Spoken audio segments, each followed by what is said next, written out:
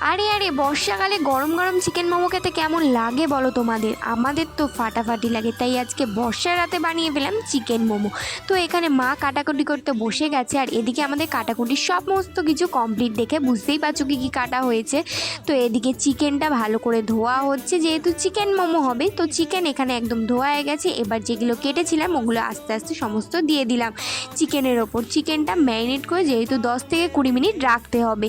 তো এখানে চিকেনের সমস্ত কিছু দেওয়া হয়ে গেছে, যেগুলো প্রয়োজনীয় জিনিস বুঝতেই পারছো কী কী দেওয়া হয়েছে। এখানে দেওয়া আছে কালো সোয়া সস, সোয়া সসটা দিয়ে আর ভিনিগারটা দিয়ে বেশ কিছুক্ষণ এবার রেখে দেবো। তার সঙ্গে নুন দিতে কিন্তু একদম ভুলো না, আমার মতো একটু নুনও দিয়ে দিও।